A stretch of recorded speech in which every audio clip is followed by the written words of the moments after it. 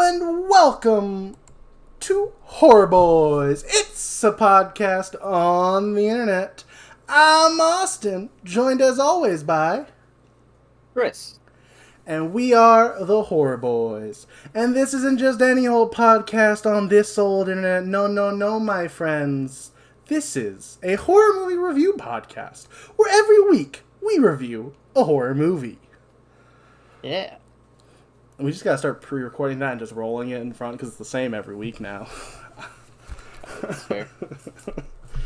But yeah, we're gonna review a horror movie. If you've never been here before, we talk about horror movies in detail, probably more detail than we should. But hey, that's just the format we have, and it's who we are, and that's what we're gonna be.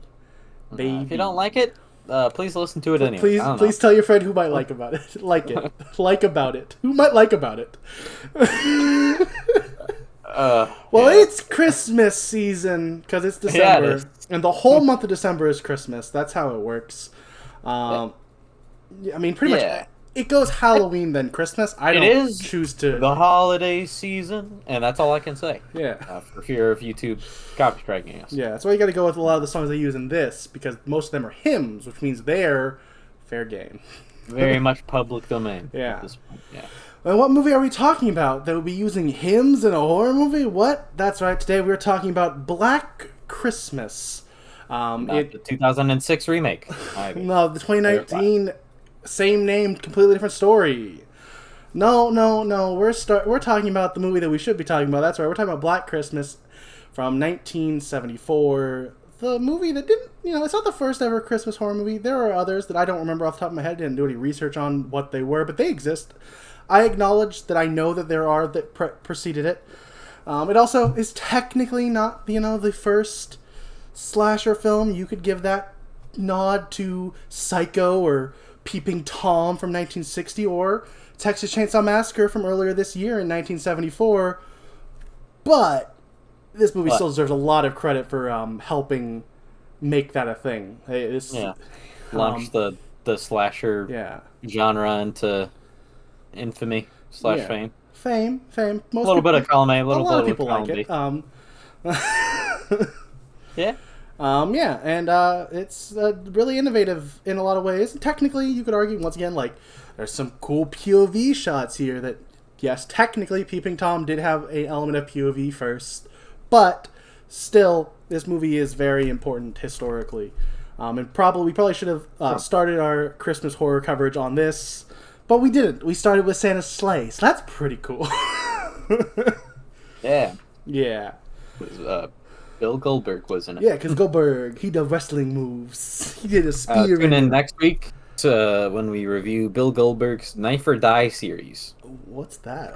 Is that a real thing? I need to watch Bill Goldberg's Knife or Die. It popped up on my Netflix while I was. I need to.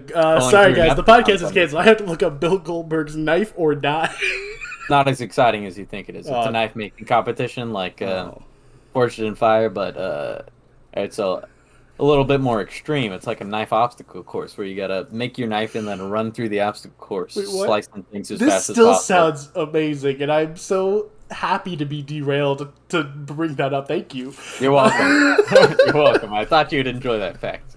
That exists. Yeah, let's move on to talking about the people who were involved in making this movie. We start with our director, who is the late Bob Clark. He had a couple small horror movies before this, but went on to do a lot of stuff that wasn't horror after this, like a very relevant movie this time of year, A Christmas Story. As well as Porky's and its sequel. So he's gotten definitely more comedy, and something that definitely I shouldn't bring up because I shouldn't tarnish this man's legacy after mentioning some of those other movies that people love. But he also made Baby Geniuses 1 and 2. So he is a god of cinema. But Baby Geniuses 1 and 2 are both bad movies, but one is this is fun, but it's also terrible. Yeah. 2 is just terrible. Yeah. And he made both of them. And that's crazy that he made those and also Black Christmas. And Christmas Story. And also Christmas Story. Yeah. Those all feel like completely different movies. Yeah. We also have our wild. writer, Roy Moore. I will also say that Bob Clark also, like, helped take over some of, like, there's a lot of comedic elements to this movie that are a lot of Bob Clark's influence on kind of changing the script. And specifically, there's a character, Barb, we'll get to later, where he pretty much wrote all of her part. But yeah, so Bob Clark is the one who did the comedy in this movie for the most part, as well as directing it and having the vision for everything else that was in it as being the director. But yeah. Then we have our director of photography, who was the late Reginald Morris, who also did the Porky's 1 and 2 and Christmas Story. It seems like Bob Clark liked him because he kept him around for a while. Yeah, definitely seems that way. But it does look like, Reginald Morris was smart enough to not do Baby Geniuses. Or he had already passed away. I didn't write down when he passed away. But yeah. Then we have our composer, Carl Zitterer of Porky's 1 and 2, Christmas Story, and in a horror relevancy, Prom Night, which stars Jamie Lee Curtis. Yeah. And then lastly in our behind the scenes stuff, we got our makeup, which was done by Bill Morgan. Yeah. Thank you, Bill Morgan. Yeah. So now it's time to talk about the movie itself. We've killed 10 minutes talking about Bill Goldberg and who made this movie, so I think it's time. Yeah. We've paid Bill Goldberg his dues. So. Yeah. Time to talk about the movie we're reviewing this week. Yeah, we're talking about Black Christmas. And we open with our title card that says Black Christmas on the screen. Yeah. The title card is over a shot of a house decorated for Christmas as Silent Night is played. It's a sorority house. It is a sorority house. We don't know that quite yet, though. Right now it just looks like a house. But we do find out it is a sorority house. And yeah, Silent Night is being played. I had a lot of trouble figuring out this was Silent Night. Only kind of. Because they used like a different version that has existed for a long time, but like has different lyrics. Yeah, completely different lyrics than like any Silent Night. The traditional I've one ever you heard typically done. hear. It looks like sometimes this is like the fourth verse, but also sometimes it's not in the song at all. What they chose to start this with. This is like a Baptist version of the Silent Night. Because it also goes like Silent Night, all Holy Night, all is dark, which is like the opposite of like the all is bright of the which is fair why it's not typically used. Right, because this is Black Christmas and not. It makes perfect sense for this, but also Silent it does look like it wasn't like written for this. They did find a version that already existed. That makes sense. Yeah. We continue on the shot of the house as we also then get our opening credits. We then transition into our first POV shot of the killer looking in on the sorority party that's happening. Once again, kind of already hinted at it when we're going to this, but this movie deserves a lot of credit for like Halloween's existence, because realistically you could just say Halloween was almost them making a movie like this, and don't get me wrong, they had the like a luminary like John Carpenter behind it, so it is art, but it is still technically very derivative of this. And a lot of horror movies and like slasher movies especially are kind of derivative of this movie, to the point where if this is the first time you're watching this movie and you've seen some of those other ones, you might find that this is like kind of cliche and doing some of the same stuff you've seen before. But historical context is very important in the sense that actually everyone else is just copying them. So, true. First time it's being done. Yeah, but also technically not, because there was a POV shot Psycho, in Peeping Tom. Specific. Like Psycho also has a little bit, but like there was like I think walking POV a little bit in. Yeah. But also, if I remember hearing, I haven't seen Peeping Tom, or Psycho actually. But I know I should. I know we're covering it eventually on the podcast. I'll get to it. But Peeping Tom, from what I understand, a lot of its POV shots are all like within the camera of the killer, and this is like one of the first times like the killer's point of view was like you as the killer, is what I heard someone say. Maybe it's not true, because also then I think about the famous Psycho scene where he's killing her in the shower, so I guess not. Yeah. So I don't know. We'll move on. It's still pretty innovative though, is the point. Even if it wasn't the first, it was one of the first. So it's still... Yeah. So moving on. Early adapters of Yes. what is now a horror cliche. Yes. Once inside, we meet Barb, who is played by the late Margot Kidder, who played Lois Lane in the Superman films, and is also in Amityville Horror. As a horror relevancy, okay. yeah. But it all makes sense now. I was like, she looks so familiar. Yeah, she's Lois Lane. The second I say, oh, that's Lois Lane. Because she's in 4 Superman films. To be fair, most of those are... The second half of those are not good. But, yeah. And she's also in Amityville Horror. Yeah, which I've seen. I have not. And I've heard it's really boring. But, hey, if you like it, good for you guys. I like the original, yeah. That's fair. She closes the front door that was left open. We then head back to the killer's POV shot as we see them climb the trellis, which is like a really cool shot of like apparently they did. Excuse me. By because this is the guy. Remember, this is like before, like in Halloween, we talked about how they had like that early Steadicam technology. They had to like just like strap this to a guy's shoulder to make this work. Early days of GoPro, but with a giant, movie film quality camera. But yeah. Love it. So he climbs up the trellis, and we cut back inside, and Barb asks why Phil and Pat, where they were while she was working today, setting up some stuff for tomorrow. We don't quite know what they're setting up tomorrow. It's they're doing a thing where they're doing some Santa stuff for some like kids at the college, which doesn't feel like a thing that any college fraternity would do, but they're doing it. Yeah. Phil is played by Andrea Martin. Phil is also a woman. I can see why that might be confusing with a name like Phil. Is sometimes P-H-Y-L. Yeah, it is YL. It is true. I believe it's short for Phyllis, according to like the wiki. I don't know if that's accurate, but probably. Yeah. That name that no one uses anymore because why would you?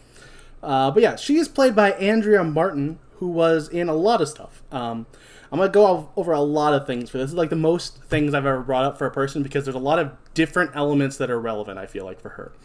We'll start with her horror relevancy, which is she was in the Black Christmas remake as like another character. She plays like the Mrs. Mack character in that movie. And she was also in a TV show called Evil.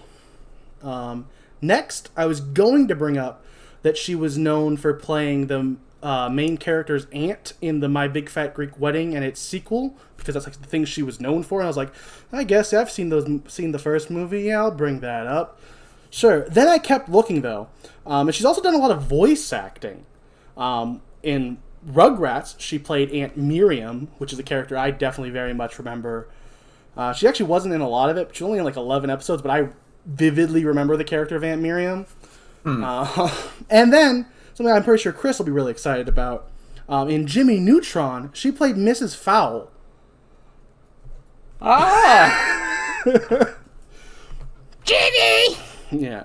And then I'm not done, though. I'm not done with her. Oh. And lastly, she was on SCTV along Horror Boy alum Dave Thomas from last week's Santa Sleigh.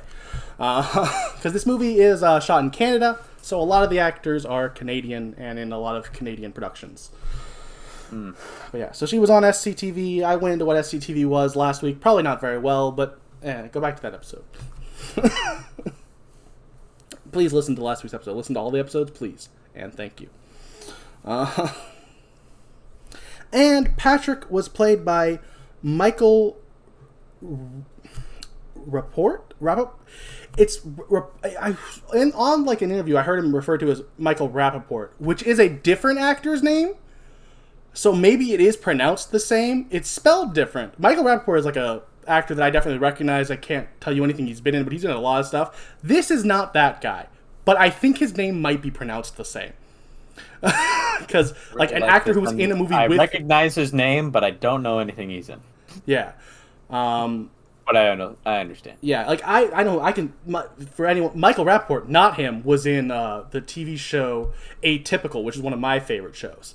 But this isn't that guy, and his name is spelled different, but I'm pretty sure it's pronounced the same because one of the other actors said Michael Rappaport when they were talking about people they were in this movie. So I guess it's pronounced the same. But it's not that Michael Rappaport. Right. Then Jess answers the phone, and it's Ghostface. No, wait. It's a long-distance call for Barb. Jess is played by Olivia Hussey, who most famously, I guess, definitely one of her bigger roles, was she played Juliet in the 1968 film adaptation of Romeo and Juliet. She also played Mary in like a 1977 movie called Jesus of Nazareth. Or I think it was a TV series or a short series, like where a mini series is the word I'm looking for. So it's like 2 episodes, and it's like basically just a really long movie.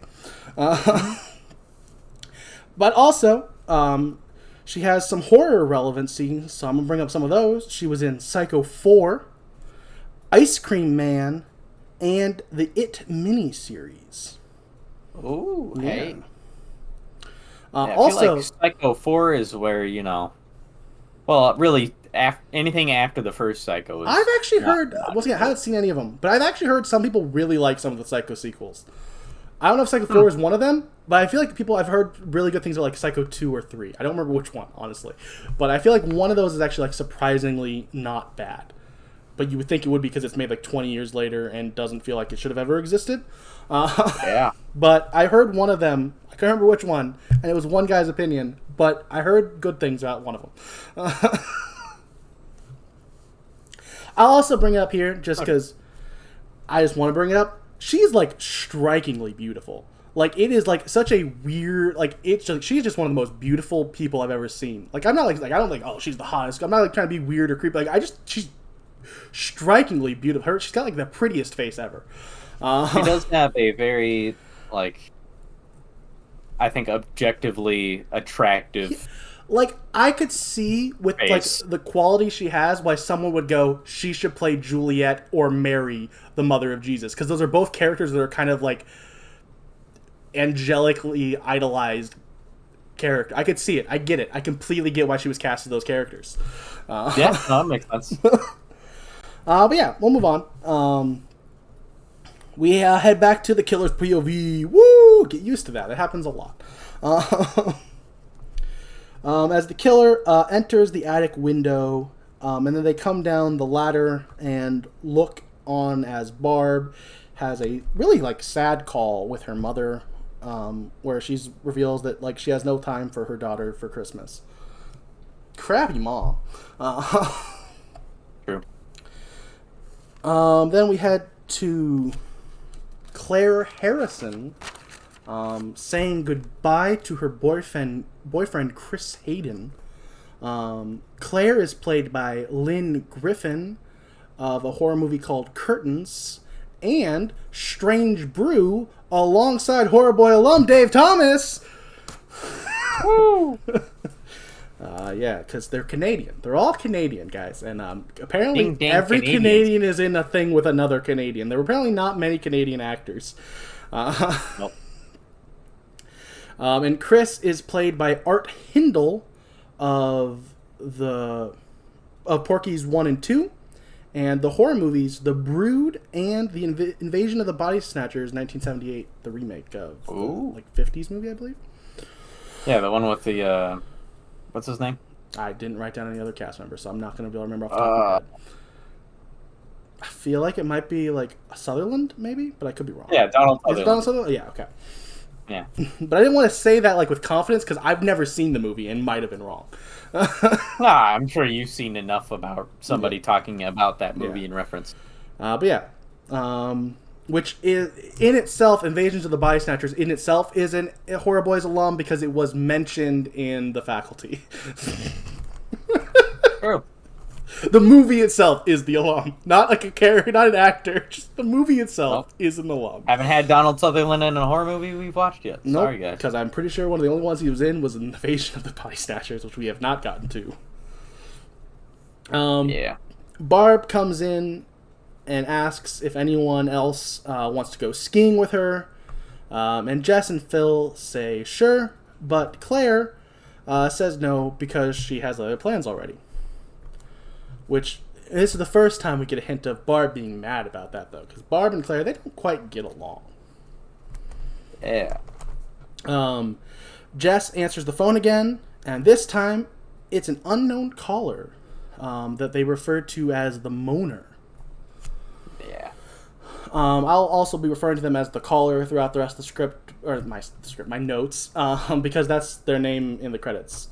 Well, actually, I don't think they actually even are credited, but that's like the name that was in the script. Or it's also the name that's on the, what's the word? The things on the screen? I'm blanking on the words for those. Captions. The credits? Oh. No, because this character isn't in the credits officially. But IMDb does let me know that the caller was, spoiler, I guess, a little bit, because in this scene they only use one voice, but they are voiced by a bunch of different people, because they like, even though it's it's supposed to be like one per character, they can do really good voices. So much so that they do voices of like everyone. Yeah, so much so that there's like 4 to maybe 5 people. IMDb only has record of 5 or 4, but Bob Clark in an interview said that, you know, he didn't say who all played him, but said there was 5 different people who voiced him. So there might be a 5th person I'm not mentioning, and I'm sorry. But according to the director, there were 5. But he did say like 5, and I guess 4 is like 5. Yeah, now if you had said 6, I would have said, no, that's not like 5. Sure. But yeah, the 4 different people are the director, Bob Clark, a camera op named Albert J. Dunk, an actor named Nick Mancuso of a movie called Death Ship, which was later remade as Ghost Ship. That's a Disney movie, right? No, it's definitely just a horror movie. Okay. You're thinking of Smart House. No, I'm not. And definitely not in this scene, but also I don't know when else to bring it up. There's also an actress named Anne Sweeney who also does voice the caller at points during the movie. Cool. So yeah, back to the Moaner, which I lost my place. This time around, the caller is very vulgar towards the girls. Cannot say what he said. It is none of it. Very bad. Eventually, Barb takes the phone and antagonizes the caller with her own vulgarity back and forth, which leads to him ending the call saying, "I'm going to kill you." Yeah. Claire thinks Barb shouldn't have provoked him. Barb is kind of mean to Claire back after that. So Claire leaves to go pack her stuff. She kind of seems very angry. Jess does check on her, and she says, "Hey, I just gotta pack." The sorority house mother, Mrs. Mack, arrives to the house. Miss Mack is played by the late Marion Weldman of Phobia. Upstairs, after sending Mrs. Mack's cat Claude away. Sadly, I don't have any information on what Claude's actor's name was. Maybe they were Claude. I don't know. IMDb did not list a cat for this movie, so I cannot tell you who played Claude. I want to tell all of our audience every time there's an animal what the animal's name was, but sometimes I can't. I'm sorry. I'm assuming their name was Claude, because I was not told otherwise. We'll never know. That's the greatest shame. Yep. So yeah, she sends Claude away, and then Claire begins to pack. We get a killer POV shot from behind a plastic garment bag in the closet. It's a really cool shot. Definitely deserves. It's definitely one of the best POV shots in the movie because it's just so like cool because it's like behind. Like it's I don't know. It's just I don't know how to explain it other than just it's cool. I really like it. Yeah. And also, I will say one thing. I knew about this kill because I know a lot about horror movies even though I haven't seen them. So I knew she was going to, spoiler, as she comes back, because she hears meowing from this area. She comes back and she gets, strangled by the bag. I knew about this kill, floating and in the the wind. second I saw the closet and saw the bag, I got like chills because I knew it was coming. Like that's how like well this scene is shot and the suspense they build in it. Like I knew exactly what was coming, and I was still like, oh, we're about to see that kill where she gets like suffocated there. Like I don't know, it was just something about it, like credit to the, music and the cinematography and whatnot. It got me where I was like, oh, she. I know it's happening, but I'm still like, it still got me. I was still like unsettled by it, which, power to a movie to make me unsettled, especially when I know the scene is coming. Fair. Yeah, so he suffocates her with the bag. Then we head downstairs, and the girls give Miss Mac a nightgown for a Christmas present. Yeah, it's a very pretty nightgown, too, yeah. and she loves it. Yeah. She doesn't. No, she doesn't. I lied. But, she is being... And also, this is something I'll bring up here. As I will be honest, I am stealing some of, not the exact wording, because I don't remember his exact wording, but I am stealing some of this idea from my favorite YouTuber, Dan Drambles, who just happened to cover this, like, the week before we had this on the schedule. But yeah, he just... This is a really good example of a scene where just... One of the things that really elevates this movie is the characters and how real they feel. Like... Just like the little interactions, like Miss Mac seems to like genuinely care about them, and like there's a lot of really good like character development within these characters. Like even like for example, like he brought up, which I'm just saying all his stuff because to be fair, our audiences aren't the same because our audience is very small and doesn't really go anywhere else. But one thing, like even like a character like Claire, who was only in the movie for like 5 minutes, 6 minutes, had more like character development. Some will come a little bit postpartum for her. Postmortis, not postpartum. Postpartum is after a baby. After she has a baby. Oh no, that's a different character, also. Well, I don't know if she'll be having that baby. Yeah. But that's not the point. The point is, they did more character development with her before her death in those like 4 minutes than most like 80s slasher do for the characters that are like the final girl who make it to the end. So like they do a really good job making each character like have motivation and like story. Like I just really want to give the movie credit for the way they tell the story. Each character feels like a fleshed out real person. Yeah. Even Miss Mac, who, might not be happy with the gift she got, but she's still playing along because she cares about them. Kind of like, is like, yeah, I don't know. I really appreciate the fact that, like, the movie's well written and the characters, like, are good. Sometimes you don't get that in horror movies, so it's nice when you do. Frequently, I would say you don't. What are you talking about? Santa's sleigh was pretty cool. You had Santa. Yeah. Also, there was like a kid there named like Nicholas or something. I don't know. Clearly, you do know. That was his name. Yeah, I do because I had to write his name down like 50 times for the notes. Of course, I remember his stupid name. I'll be honest. If I had just watched the movie, I probably wouldn't have remembered his name because he didn't matter to me really. Fair. But if you want to know more about our thoughts on Santa's Sleigh, listen to that last week's episode. It's a good one, or it's not. I don't know. I haven't listened back to it. Yeah, why would you do that? That's cringe. But yeah, the point is, Miss Mac got a nightgown. Yeah. I'll also bring up here that one of the unnamed sorority girls is an uncredited Debbie Weldon, who did the wardrobing for the movie. Nice. So yeah, that's pretty cool. We head up the stairs to see that the killer is closing himself back in the attic. Back downstairs, Miss Mac gets a secret bottle of sherry she had hidden in a book. Yep. Miss Mac is an alcoholic. Yeah, just a little bit. She likes herself... Specifically for sherry. Yeah, specifically sherry. Which, if you don't know what sherry is, because I didn't, and I wanted to know what it was, it is a that's fair. Is a fortified wine, which means it is a wine typically mixed with brandy. So that's what she's drinking.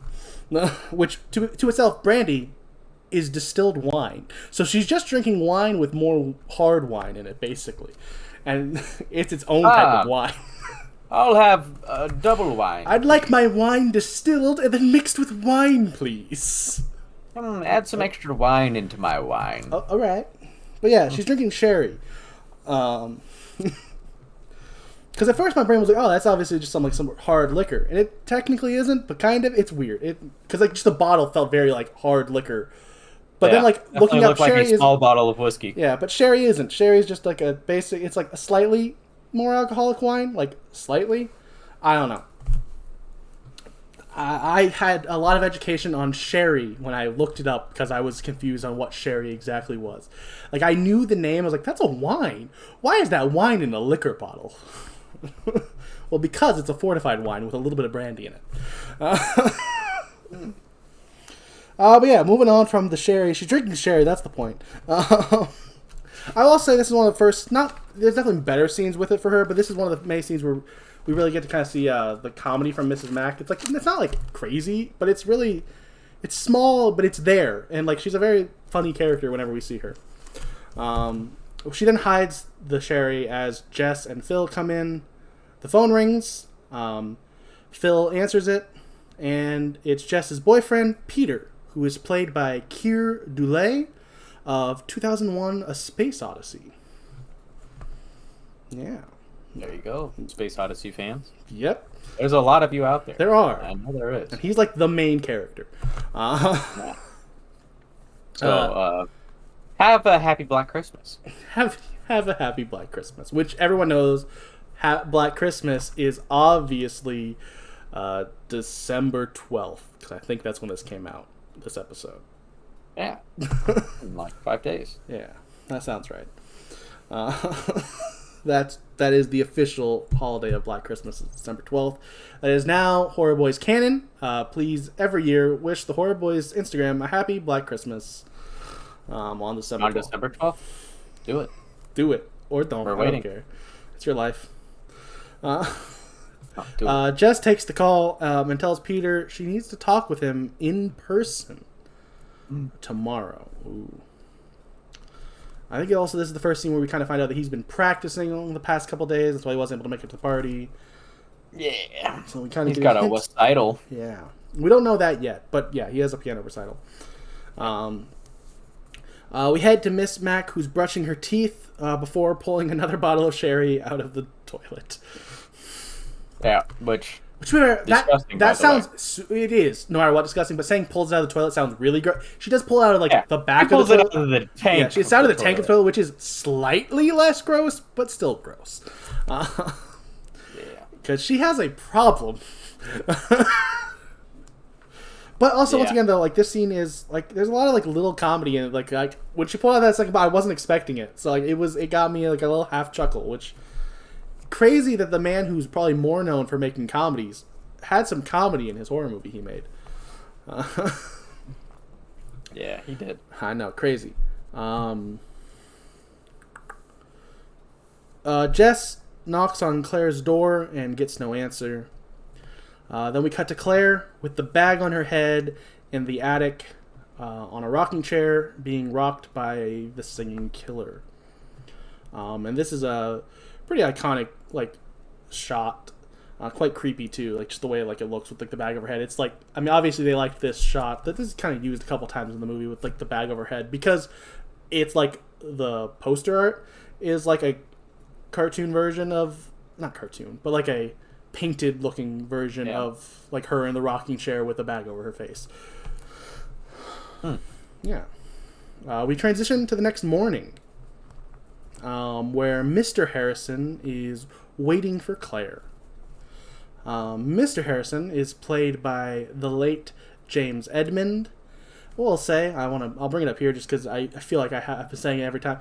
It really is kind of sad to talk about 70s movies when every other actor I have to go, and the late, I was like, oh no, jeez. A lot of them have passed because they were old during the filming of the movie. Some of them weren't, and sad, just have still passed away. But yeah, right. James Edmund was a definitely older man in the 70s, so and he was in the movie Devil Girls from Mars, which just sounded like a fun movie to bring up. I'm sure it was a phenomenal 50s horror movie. Yeah, you understand it. Might have been in the early 60s for all I When Claire doesn't show up, Mr. Harrison gets directions to the sorority house. We go inside where Patrick. This is like inside where he was like inside the fraternity house he was in front of when he got the directions. Sorry, I lost my place. Okay, we go inside where Patrick. If you don't remember who Patrick is, that's Phil's boyfriend, who is portraying Santa for some kids.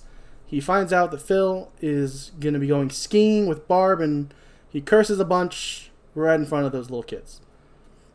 Because he's angry and disappointed that, his plans are ruined. So he just curses a bunch in front of kids, which, once again, some good I'll be honest, that gets a little, like, smirk at least out of me of being like, that's not supposed to happen. Santa's not supposed to. Santa shouldn't say the F word. That's bad. It is bad. Yeah, that's correct. This guy's like a bad Santa, starring Billy Bob Thornton. Yeah. Lost my place. So keep saying yeah. Yeah. At the house, Mrs. Mack is confused on where Claire is, as well as Mr. Harrison is talking to her. And Mr. Harrison is also says he's disappointed with the environment. He says that because there's a lot of vulgar posters on the wall. Yeah, there's a lot of nudie posters. Well, only one of them is nude. One of them is it's like a bunch of pictures of like an old lady in a rocking chair, where the last one is her flipping off the camera. And then there is a peace sign that is made out of two people playing harmonica. And that one is very comically throughout, like, the second half of the scene being covered up by Mrs. Mack because she's trying to, like, hide it. Like, once again, Mrs. Mack, like, she's definitely supposed to be, like, the comic relief, and I think they do a really good job. Like, they got me, like, when she starts, like, trying to cover it and, like, tries to, like, slowly open the door in front of it so he can't see it. It's, like, it's great. Especially then, because as they leave the room, because she asks him for a ride because he's going to go down back to the fraternity to see if Claire's there, and she asks him for a ride to a store on the way. After she walks out, he then opens the door and sees the poster, so it was all for nothing. It's good comedy. It's crazy that a man that made comedies was able to help write comedy in this movie. Almost like he directed the Christmas Story. Like a man that like created the comedic masterpiece Baby Geniuses 2 has comedy chops. Yeah, I don't know if that's the movie we want to call out as comedic genius. Porky's 2. All right, you got me on that one. All right. But yeah, once again, I really like all the scenes Mrs. Mack is in. Most of them are pretty funny. Obviously, some aren't because they're not supposed to be. I feel like I guess that's what I'm every time Mrs. Mack is trying to be funny, like the scene is made to make me laugh, it at least gets like a happy smirk out of me. Which is honestly, I'm a sad, depressed, jaded man. That's the most a lot gets. So like that is still a stamp of approval. Unless it's my own joke, then I'll laugh out loud, guys. I say laughing out loud because I have a problem. Yeah. Yeah. Did I mention that they were making a peace sign while they were playing harmonica? I know I mentioned the poster. I don't remember if I mentioned what they were making in the harmonica poster. Okay, it's a peace sign. Yes, they do. Funny harmonica poster is a peace sign, yes. To be fair, the poster itself isn't funny. It's more her trying to cover it up. Right. Then we cut to Mrs. Mack, who is talking to herself while she's getting ready in the mirror. She stops in the middle when she hears meowing, and she goes looking for Claude. She accidentally dumps out her purse as she calls for Claude, eventually getting very frustrated at Claude and starting to curse just as Mr. Harrison walks up, very disappointed in her. And she, like, says, "I'll be ready in a minute," and as he walks away, she flips him off again. Because, once again, Mrs. Mack, she's a great character. I mean, not a great person. Most people in this movie aren't. But there's a few, but she's not one of them. Claire might have been. Yeah, there's a few decent people. Claire seemed okay, but she's dead now. Yeah, very dead. First one? Yeah. Well, that we know of. Yeah, there's There might be there might have been some predecessors. Yeah, there might be an implication that one of the other deaths we see might have happened before. We don't really know when it happened. Yeah. Spoiler: there will be another death. Oh wow, crazy. Yeah. What is that? We head to the conservatory where Peter is practicing, and Jess tells him she's pregnant and she wants an abortion. Peter is not happy with her choice and tries to manipulate her by saying she never thinks of anyone but herself. She says she's thought through her decision, and he tells her to leave. When she's leaving, he tells her he wants to talk more about this tonight, and she tries to say no, there's nothing to talk about. She's made her choice. It's her choice. But he kind of basically manipulates her more and forces her into just kind of saying fine. Because Peter's a jerk. Well, but yeah. And also, I want to just give this movie, props for being so ahead of itself. Yeah. This would be kind of ahead of it, kind of a, not ahead of itself, but a very topical movie to do right now if you live in a state like Texas. I'd hate to be someone who has to live in a state like Texas right now. The joke is that I live, and I guess I won't dox Chris, but I live in Texas. We live in Texas. Yeah. I won't dox this guy who lives in Texas, but I live in Texas.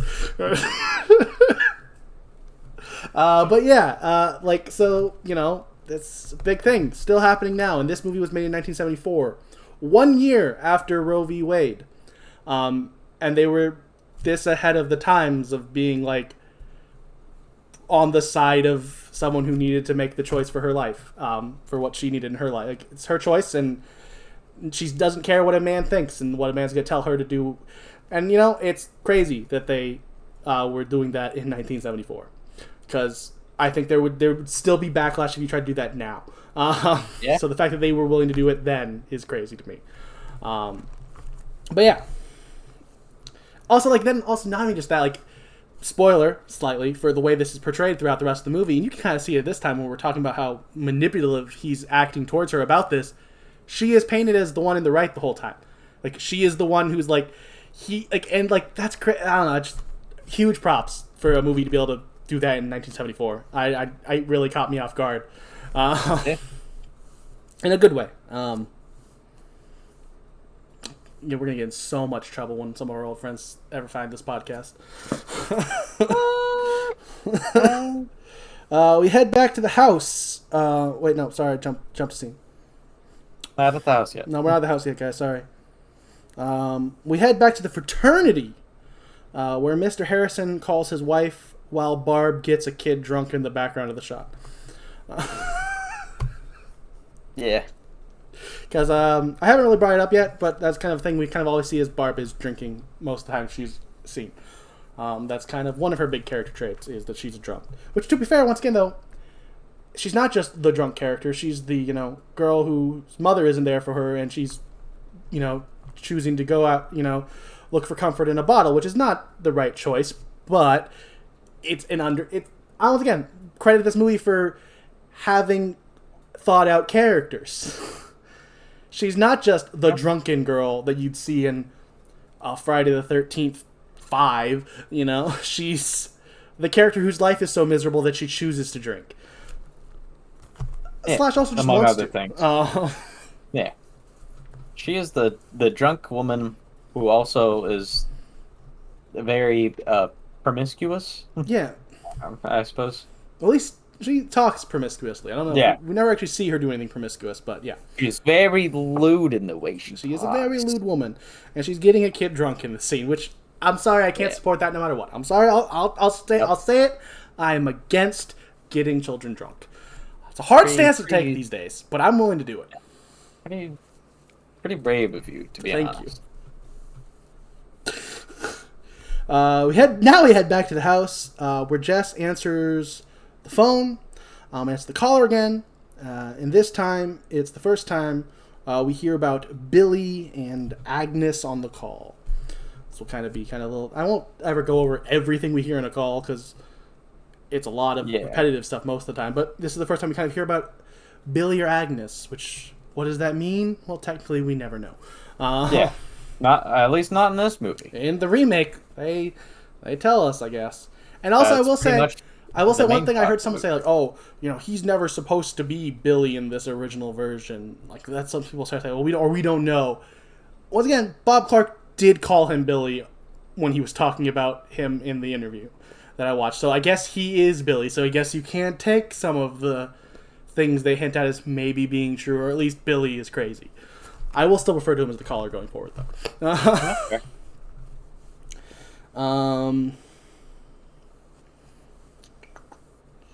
We head to the police station where Mr. Harrison, Phil, and Barb are trying to report that Claire is missing.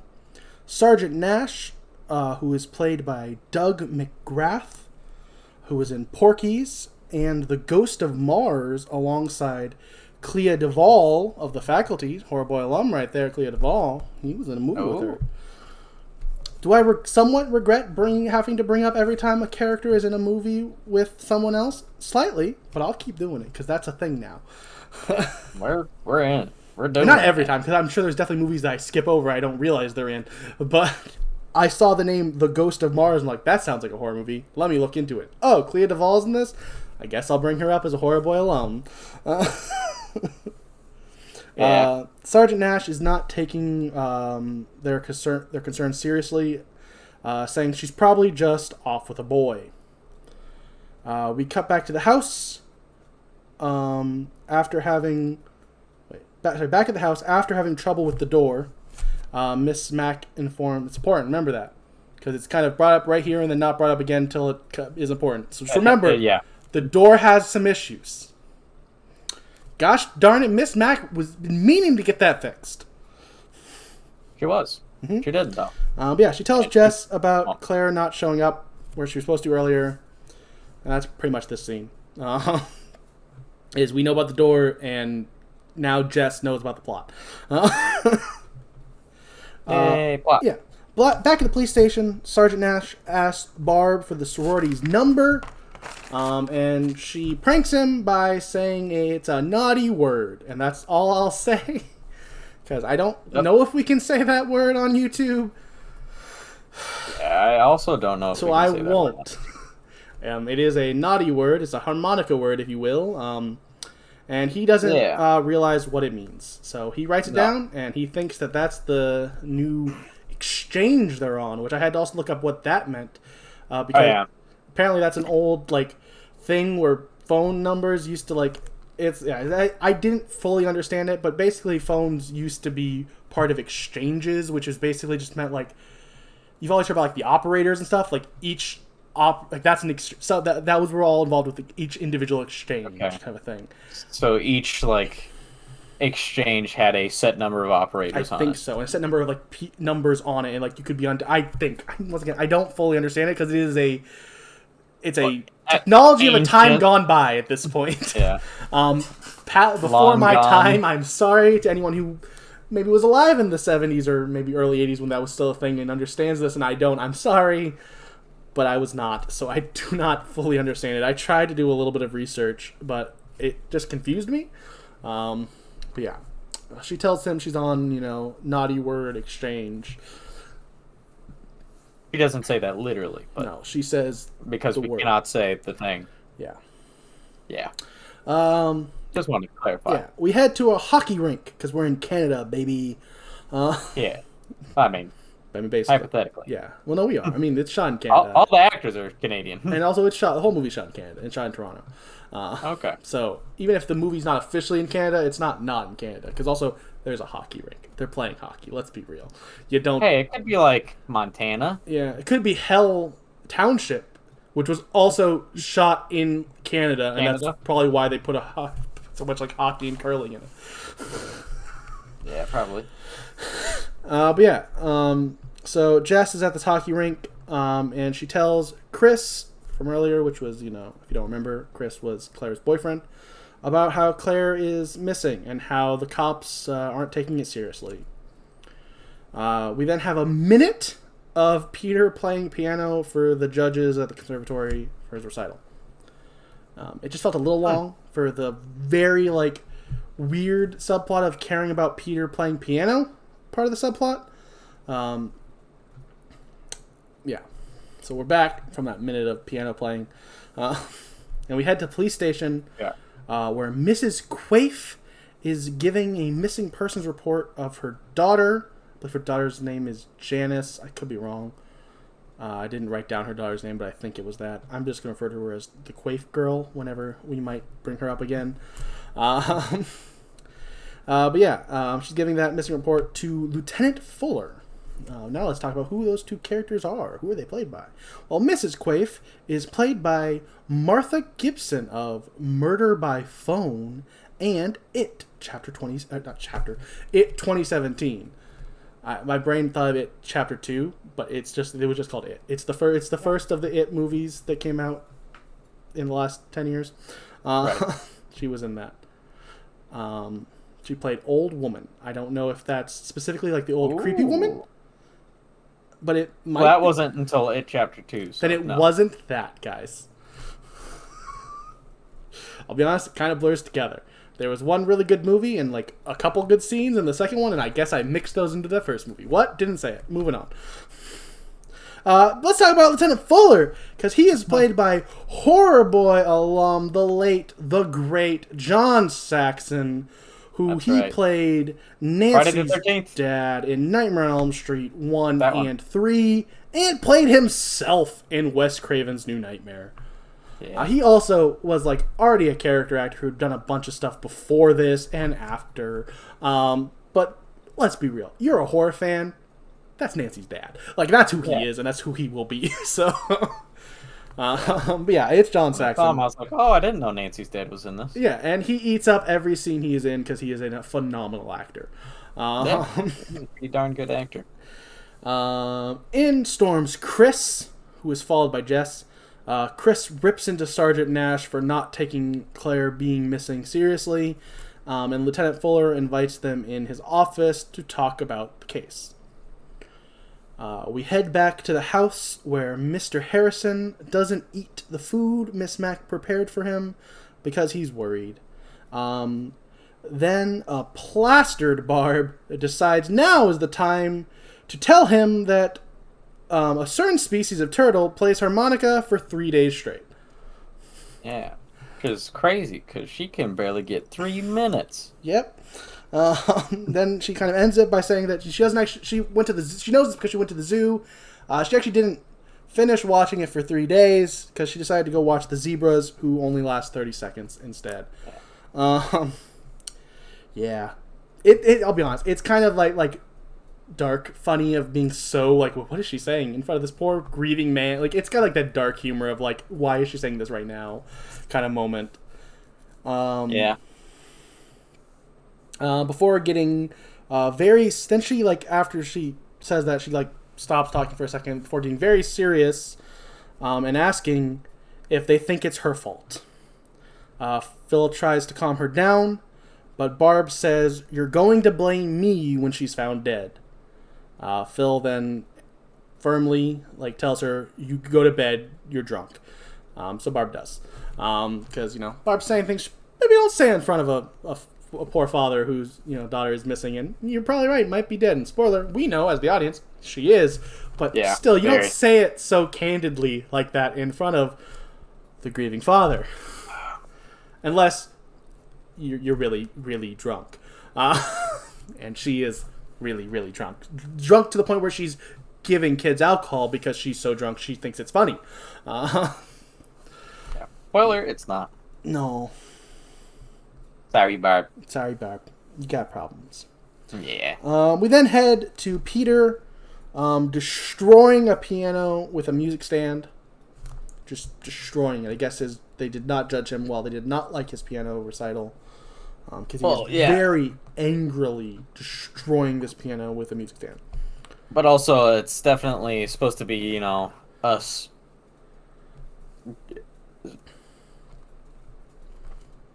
in a kind of red herring sense. I mean, thinking that I see maybe what you're saying, and I definitely think there is an element of that. But then there's also an element of it's still, no matter what, showing that he is kind of going crazy.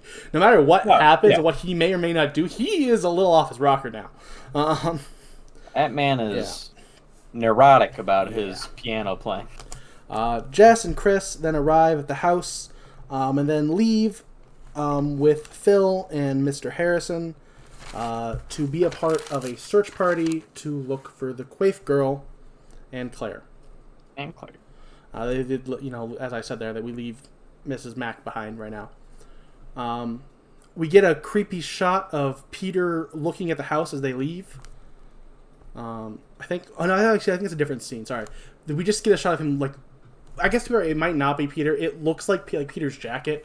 We get a shot of, like, a shadowy figure kind of, like, squatting down looking at the house that I think we're supposed to think is the killer, but I think might be Peter showing up early, but also might not be. It might be the killer. You're not supposed to know, but it definitely looks like he's wearing Peter's clothes. So I think in this shot it's supposed to be Peter. Could be wrong. I think so. Inside, Miss Mack is packing to go to her sister's when she hears Claude in the attic and goes to investigate. I don't remember if it was before or after this scene. There is a scene late at some point. It's very quick, like cutaway, so I probably just skipped over it, or I don't remember writing it down. There is a shot of like Claude like sitting in Claire's lap, like looking at the dead body, which was a creepy shot. I don't remember when it exactly happens, but I'll bring it up here because Claude was mentioned. Yes. Also, fun fact: will eat you if your body, if you die. The fun fact: the way they did that was they put catnip on her face so the cat would lick her. Wow.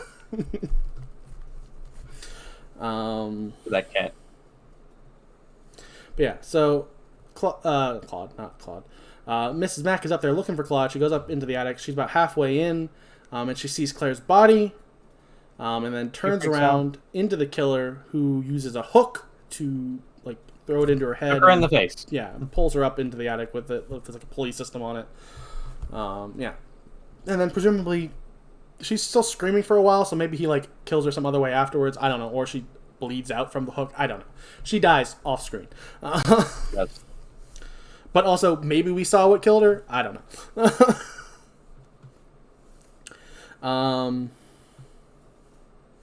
know. We then have a POV scene where the killer freaks out and breaks stuff in the attic. He's like having a temper tantrum. Yeah. He is mentally unwell. Yeah. Surprise. I know, crazy. We head to the search party where Jess leaves to go talk to Peter because she's already late. And we head to the house where we pan up to confirm that Mrs. Mack is dead. It starts on a shot of, I think, Claire, and it like pans over to show that Mrs. Mack is hanging. She's got like a few more holes in her face too. Yeah. Yeah. Yeah. Back at the search party, they find the dead body of the Quaif girl, where we, the audience, don't ever see it. It's just like we see reaction shots. It's really well done. Like, it's really... like, it's... well acted? Yeah, well acted, which also, like, I really love when a horror movie... like, I love gore. I love some good gore effects. Like, I love Tom Savini. I love K&B effects. I love gore. But I really respect when a movie doesn't need it. This, Texas Chainsaw Massacre, Halloween, like, to be able to make me just react and go like, oh gosh, there's a dead kid right there, without ever having to even show it, even hint at it, really, other than just, they hinted at it, I guess, but like, there's not even like a half a glimpse or anything. It's just people's reactions, shocked reactions to it. Just, that's good. I like it. I respect that style of filmmaking, as well as respect gore. Please give me gore as well, though. I respect looking that, back. But I crave the other. Yeah, I respect looking back at horror movies like this. But now, give me gore. If you weren't made in the 70s, give me gore. Yeah. Or, realistically, what it is just be as good of a filmmaker as John Carpenter, Bob Clark, or Tobe Hooper, and then maybe you can pull it off. But good luck. Bob Clark did make Baby Geniuses 2. So, good luck getting on his level. High bar to get over, guys. Yeah. I can't wait for like audience members who have no idea what Baby Geniuses 2 is, because why would they? Because if you're most people don't, because you shouldn't, and it's not worth knowing about. But I'm looking forward to having people's. I'm looking forward to knowing, in my heart at least, that somebody at least even looked up what Baby Geniuses 2 was about after hearing about us talk about it here. Yeah.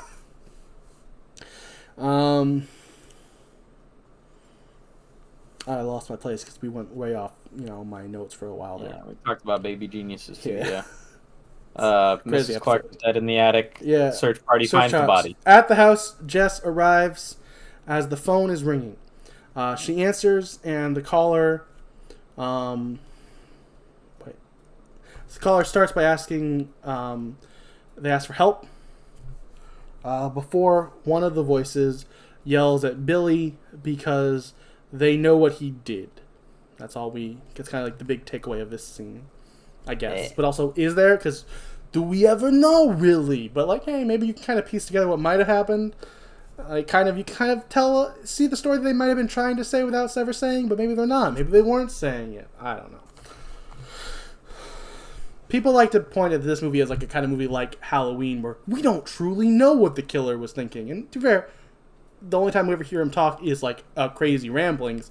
But that crazy ramblings does kind of seem like it's telling a story in itself, so I feel like there kind of is a story you can tell there. But I guess officially we don't know. Yeah, officially. Yeah. But we know. Yeah, it's pretty obvious. Yeah. It just calls. Oh, yeah. So, yeah.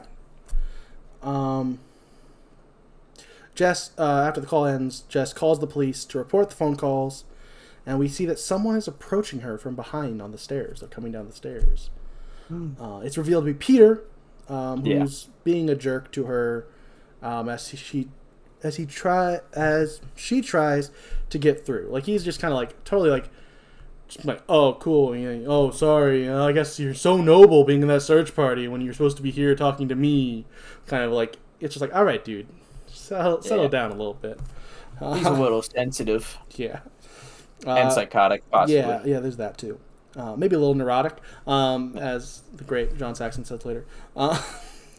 She does eventually get through, and Sergeant Nash tries to dismiss it as not important tonight because we're dealing with did kid happen? I don't really care. Whatever.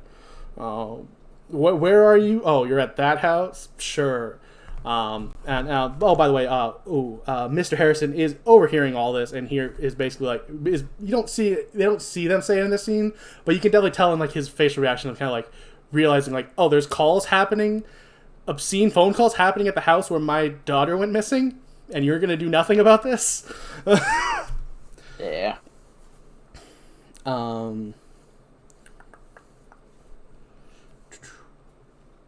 Lost my place because of course I did. It's the podcast. What else would I do? Because during that phone call we cut to Sergeant Nash's point of view. We cut back to the house, where Jess is now more worried about Claire knowing that they found a dead body. She's oh, someone actually got killed. Something could have happened to Claire. Peter tells her, not to worry because he's a good guy, right, guys? And starts to tell her his plans to leave the conservatory and to marry her, he doesn't say it, but to raise the baby. And she says no because, duh. Because she doesn't want to marry him. Yeah. I really like some of the stuff she did because even though he's willing to, this is me paraphrasing, but I like the way I paraphrased it. Because even though he's willing to give up his dreams of being a concert pianist, she says he can't ask her to drop all her dreams and what she's been working for, which I thought nice little statement there. And we head back to the police station, where Lieutenant Fuller is telling Sergeant Nash how obviously they should look into the phone calls, and that they're happening at the house of the missing girl.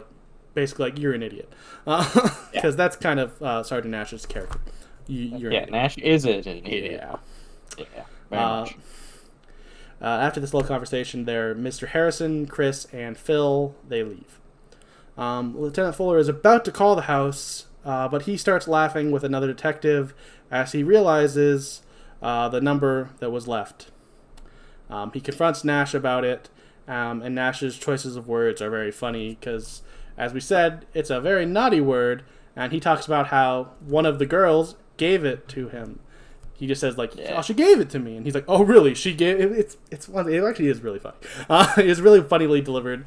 Part of that is definitely, I will give a lot of credit. I don't remember his name off the top of my head, but the actor who plays Sergeant Nash does really do a good job playing the buffoon he's playing, and John Saxon is amazing.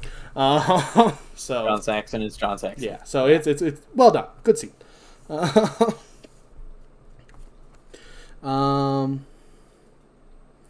We head back to the house. Where Peter is now breaking ornaments in anger, and he calls Jess selfish.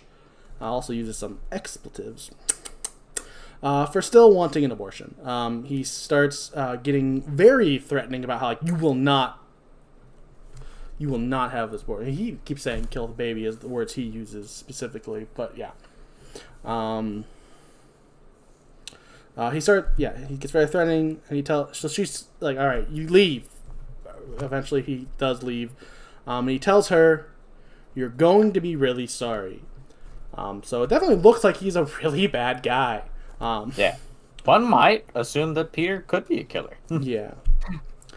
He leaves in a huff as Phil, Graham, and Lieutenant Fuller show up.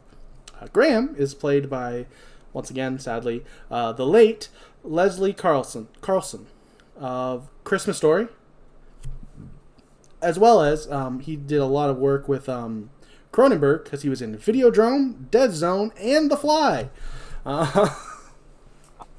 Apparently, a lot of people, they kept doing lots of movies with, Bob Clark. He did like one or two, and then was like, I'm going to go work with Cronenberg now and do like all of his movies until I pass away. Actually, I still really enjoy horror, so I'm gonna just Cronenberg guy seems pretty cool. Yeah, I'm going to go do all of David Cronenberg's movies. The girls take Lieutenant Fuller to Claire's room while Graham taps the phone. I will say, then there's this next scene goes on for a while, and it's really well done, but nothing happens that's important to bring up. Yeah. There's a lot of just like him talking to them, and it's really well acted. There's a couple funny moments even. Like, it's really a really good scene that I have no way to really tell you what happened without like just telling you every like other line. So I'm just going to say there's a cool scene of him like seeing the stuff upstairs. Cool sounds like maybe a little too strong of a word, but a well done scene that I enjoyed. Yeah, well done. Yeah. I will say the one like line that I really liked was he asked about like who else is at the house, and they talk about how there's this girl Barb, and he's like, was she the one who was down at the station? Because they say she's like Barb's sleeping. He's like, is she the one down at the station? They're like, yeah. He's like, well, she should probably stay sleeping. And it was funny because everyone could tell she's a lush who's definitely probably should be sleeping it off right now. Yeah. Really, really fun little interactions between them. And as they're leaving, he points out that, hey, look, there's a cop outside to keep watch. You're good. This guy posted out here. You're going to be fine. As they leave, we see a shot revealing that Peter has stuck around. Inside, Phil is bawling because she thinks Claire is dead. Yeah, fair. Yeah. Jess comforts her and tells her it's okay to go to sleep, go to bed. We get a quick scene where the police at the police station is ready to listen to the calls. We kind of see first they go to wherever Graham's doing his phone tapping. I think that's at the phone company. I think. Yeah. So he's off doing that, and we cut back to the police station. We find out basically they're gonna be ready in a couple minutes, and that's the scene. Yeah. Then we cut back to a POV shot of the killer rocking Claire and singing, but this time he starts sobbing at the end. So I guess he's sad. Poor horrible monstrous killer. Yeah. He's sad now. Psycho killer. Yeah, he's psycho. Psycho killer. The song can't sing it though. Yes, to say. No, just stop. Let's go. We're gonna get flagged for that second. I don't think we will. I'll be honest. Yeah, probably not. We then see as he goes into Barb's room. Then we hear we cut away as we hear Barb gasping for air as Jess runs to her to find her having an asthma attack brought on by a nightmare of a stranger coming in her room. I don't think that was a nightmare. Oh, yeah. Oh, no. Barb goes back to sleep. And Jess goes outside because there's some caroling happening out there. So she's going outside to listen to that. There's a bunch of kids singing, "Oh, come, let us adore him."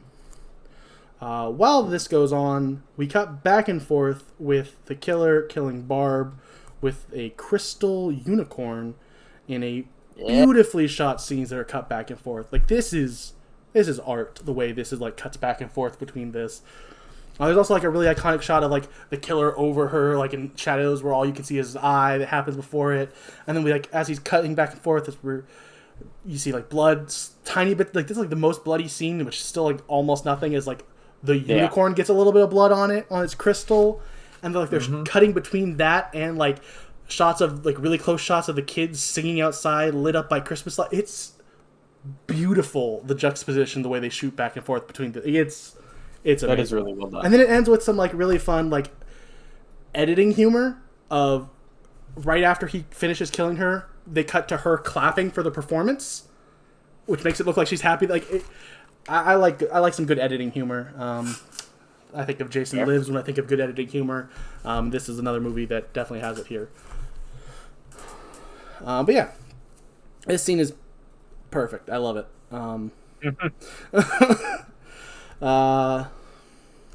Already talked about the clapping. A woman runs up to get the carolers because it's not safe with the murder that happened. Jess goes inside to answer her ringing phone.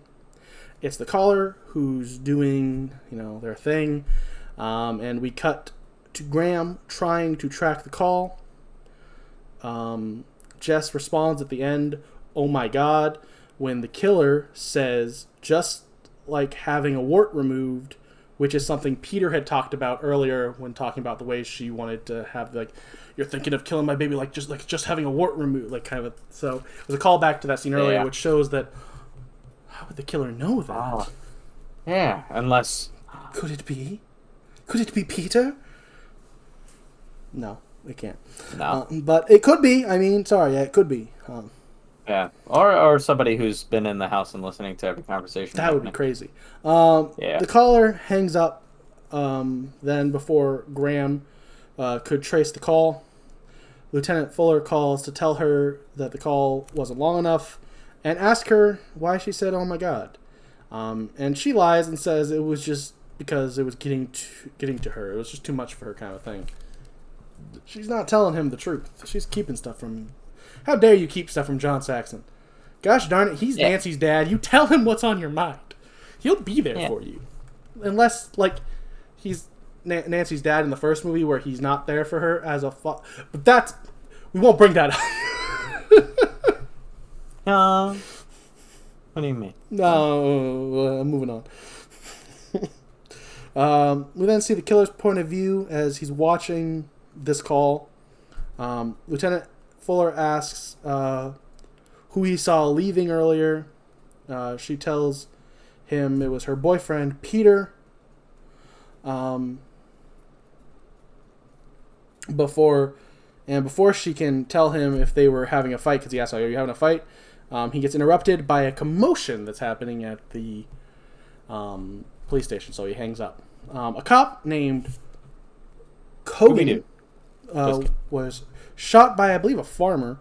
I believe it's his name in the, on IMDb. In the butt for trespassing on his land. Oh, yeah. Yeah, shot with a shotgun, got some bird shot in his butt. The farmer was played by the late Sidney Brown, I think. Here's the thing. In IMDb, there is a farmer played by Sidney Brown. This guy looks like he could have been a farmer, and really the only character I can think of who would have been a farmer, so I think that's who it is. It's one of those ones where they don't have like a picture on IMDb, so I have to sometimes make a little bit of guesses. But I think this would be the farmer. If not, there was a farmer in this movie named Sidney Brown, and it might not be this character. But Kogan does have a picture, and also we hear him by name. So he was played by David Clement of Police Academy, a horror movie called Blue Monkey, and Strange Brew, alongside Horror Boy alumni Dave Thomas and Claire from this movie, Lynn Griffin. Because He's Canadian. Canada. Yeah. Yeah. Back at the house, Jess wakes up Barb and updates her and on what she's missed, like about, while she's sleeping, like what she missed about, Peter called, maybe it's Peter, so they got another call, that kind of stuff. And we hear all this scene from the killer's like hiding point of view, like he's in a closet where you can only see like half his vision. Like it's once again really cool shot the way they do it. Yeah. You still hear them talking even once we don't see them because we're still looking from the killer's point of view where he can't see them. Phil ends the little dialogue here telling her that she doesn't think Peter could do it. Like she doesn't like him, but like he couldn't do this. Yeah. And then looks at the window to see the cop is still there. He's still out there, so we're fine. Yeah. He may or may not still be alive in this scene. I'm not sure. Yeah, maybe. I would say he probably is alive in this scene because this is probably when the killer hears about there being a cop outside. Is overhearing her say it here. Yeah. He also could have maybe heard, John Saxon say it earlier, but who knows? Lost my place. Jess gets another call, but this time it's a very emotional Peter who doesn't want her to get an abortion. She asks him to tell her where he is, so he hangs up. She asks him a couple times, but that's the gist of the thing. Is him just speak like, please don't kill the baby, and he just says that over and over again. Yeah. That's basically the scene. But yeah, he hangs up with no answer to where he is.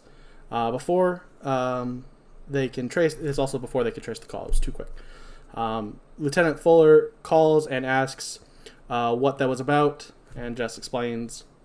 And Lieutenant Fuller wants to know if Peter was with her when she got any of these calls, because sounds like he's using some weird terms, which once again, I will say it's something I really feel like needs to be brought up.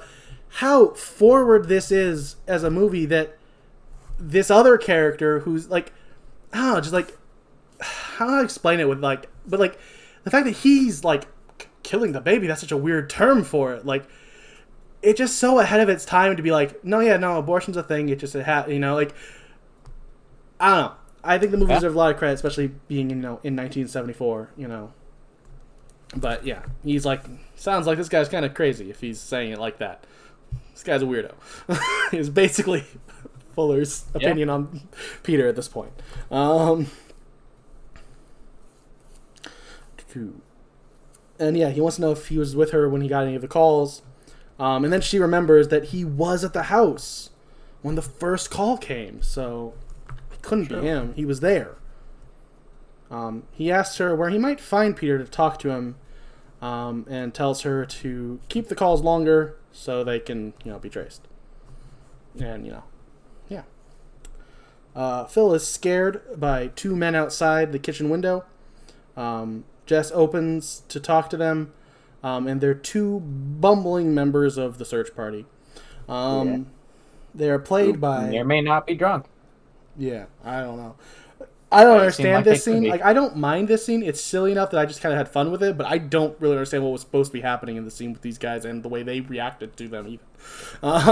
But the first one is the late Les Ruby of Blue Monkey alongside David Clement, and the late Jack Von Evera of My Bloody Valentine and a movie called Funeral Home. Yeah. Lieutenant Fuller makes plans to go investigate Peter. So we cut to that. Then we cut back. And back at the house, Phil is upstairs locking the windows. Because, sorry, that's one thing I forgot to mention. Once they lock the door for the search party, they mention how, this is the only door or window that's locked in the whole house. So they go to lock stuff. So Phil's upstairs locking a window. When she hears Barb's door close, and she goes to investigate. And she's attacked off-screen as the door closes behind her. Oh, R.I.P. Phil. Yeah. We don't know that yet. We don't have the body reveal yet, Chris. She could be alive. Until the body reveal, she's alive. Right, yep. The body reveal that's coming, we don't know she's dead until that happens. Okay. We head to Lieutenant Fuller, who's at the conservatory, where he sees the destroyed piano. Back at the house, Jess gets a call from the killer, where he does his multiple voices deal, and we see him. We see the scene, see him making the calls in a bedroom. Which also, I just realized I forgot to have it in my notes, but I tried to bring it up.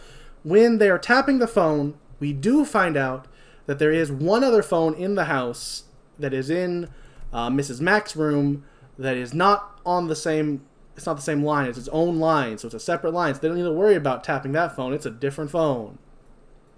So that's a very important line that I forgot to bring up in that scene. My bad. But yeah, now he's in Mrs. Mack's room on her phone. I mean, he's in a bedroom on a phone. Yeah. There's a lot of different stuff. Some of the just like, where's the baby? We find out the baby's name is Agnes, and then someone says, you left Agnes with Billy. So it sounds like, I don't know, something might have happened with Billy, some baby named Agnes. Maybe. Yeah. And he finds... Who knows? Oh, sorry. We cut back to, while this is happening, cutting back and forth with Graham, who's trying to trace the call. Which also, I didn't know this was a thing, which is cool. This is what tracing a call means. Like, watching a guy, like, run around this, like, whole big, like, back in the day, like, this is what they meant. This is why you always hear about, like, gotta make sure to keep him on the line for 10 minutes or whatever. Like, it's because it's, like, a giant physical process of someone having to run around a room trying to find, like, switches that go off. I had no idea that that's how, phones used to work, and that's pretty cool. And it's like, oh, that explains why it always takes so long to trace phones. Yeah. No, it takes much less time. Yeah. It's just cell phones. You just go, oh, they're here. Their phone's giving off their GPS signal. They forgot to turn that off. Yeah. Yeah, so he finds it. He tells... what was I supposed to say?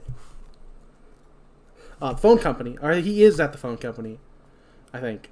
And he tells them where it's coming from. I think he reports it into Nash, maybe, I think.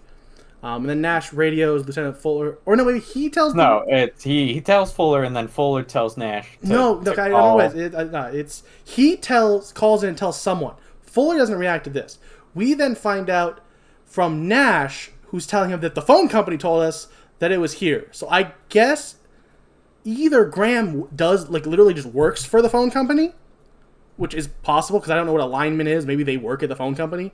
Like, maybe they're not a cop position. They're a person who works at the phone company, and he was the phone company telling Nash. But Nash is the one who tells Fuller what happened. So because he tells him, he radios into Fuller saying that the calls are coming from 6 Belmont Street. And Lieutenant Fuller is mad because Sergeant Nash must have got it wrong. That's where the calls are going, not where they're from. Not coming from, yeah. But Nash says they're coming from there too. Like, it's from the same place. So Lieutenant Fuller tries to get a hold of a cop, I believe, named Jennings, who was the cop outside. And he can't because, what's that? Oh, he is dead. His throat is slit. Ooh, yeah. Darn. I mean, it is sad, actually. I guess, I don't know the guy, so, I don't know. Maybe that character was a jerk. This fictional character, yeah. So Lieutenant Fuller radios Nash back and tells him to call Jess. Excuse me. Tell her to get out of the house calmly. And don't ask any questions. Tell her calmly with this, and don't tell her about the killer being in the house. Just tell her to leave the house, okay? Oh, just tell her to leave the house and to not do anything else.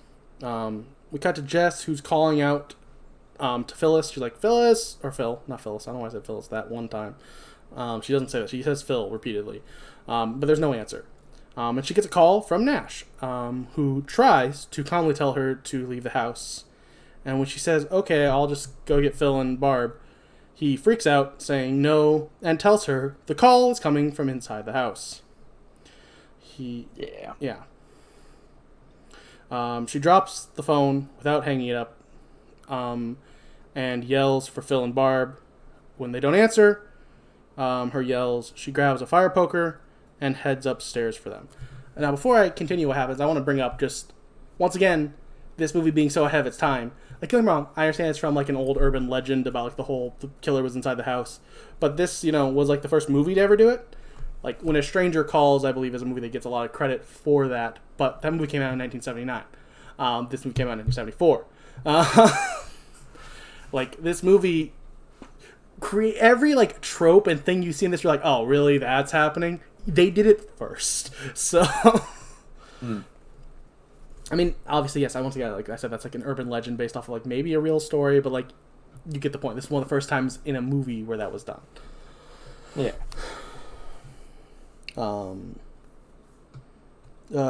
She finds their bodies in Barb's room, and then slams the door on the hiding killer, and runs away. She goes to the front door, but it's acting up, so she can't open it. So she gets grabbed by the killer, but she gets away, and she hides in like right inside the basement. She like locks the basement door, hiding on the top of the stairs there. The killer bangs on the door for a bit, but eventually stops and walks away, and we hear a door open and close in the distance. So she then, heads down the stairs. We cut to a real quick shot of the cops driving. Yeah. Yep. Then back to the basement. Jess hears a voice, and then sees a shadowy figure through the window. It's revealed to be Peter, who breaks a window and comes in and walks towards a hiding Jess, asking why she didn't answer him, as he keeps coming towards her. We cut away to the cops arriving. As they run to the basement when they hear screaming. They find Jess with a dead Peter on her lap. We then cut to later with Jess upstairs where we have a doctor, Lieutenant Fuller, Mr. Harrison, and Chris talking about how she killed Peter, and Peter was obviously the killer the whole time, and we can't believe she'd have it in her to kill anyone, especially Peter. The doctor, like she did. Yeah. I don't know. I think the implication was she did kill Peter. No, because she definitely, like, as he approaches her, she makes like a face that's like horrified, and it's implied that. Well, I feel like at least it's implied that the killer comes up behind Peter and Maybe that's definitely possible. Does him in. That's definitely possible. I took it as more she was scared for her life because this man was threatening her this whole time, and she did what she had to and beat him up and killed him to try to protect herself. But hey, it's open to interpretations, and that's the beauty of cinema. True. Is that it's art, and art is open to interpretations. The doctor is played by Robert Warner. Robert Warner of Funeral Home alongside Jack Von Evera. Because it's Canada. Everyone in Canada does movies with other people in Canada. Yeah. Lieutenant Fuller then leaves to what's the word I wrote here? Shoo away reporters, because there's reporters trying to get questions and answers and whatnot. Not questions and answers. They want to get questions. Lieutenant Fuller, do you have any questions for us to ask you?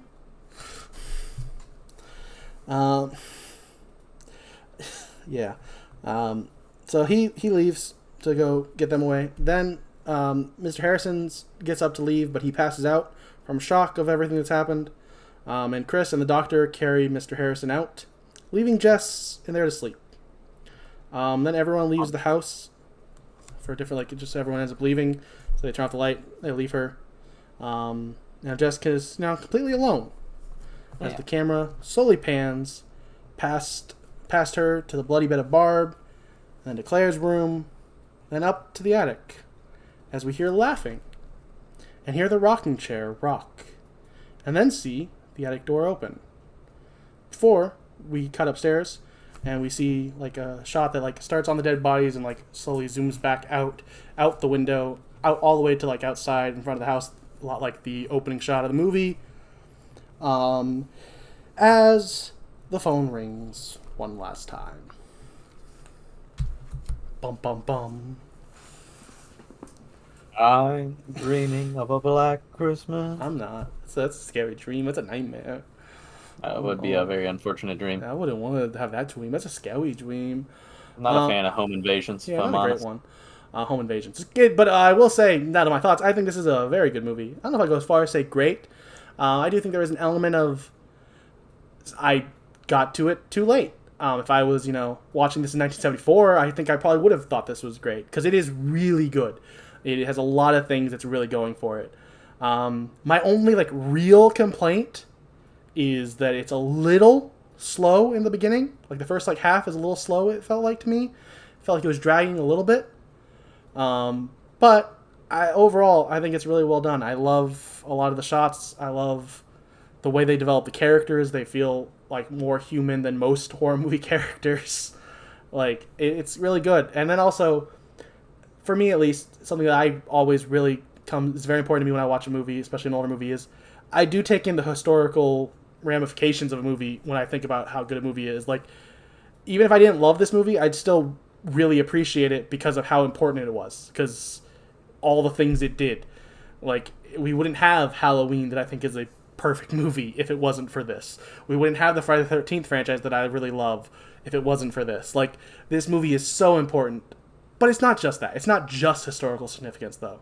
It's also just a really fun movie. It's really well done. I really, really like the comedy that's in there, which is weird. And a lot of earlier horror movies don't have as much comedy as this one does, without being a comedy, just because that's who Bob Clark is. And I remember in an interview he talked about how that's one of the things he really felt was important, was just having them be like people, because real college people, they're goofy, they make jokes, they do silly things. So he was trying to make it real. I think he did a really good job. I really like this movie. Yeah, that's my thoughts. Word. Yeah, and that's Chris's thoughts. We'll see you next week. Yeah. Word. Yeah, I enjoyed this movie. I didn't love it, but I liked it. All the acting was pretty dang solid.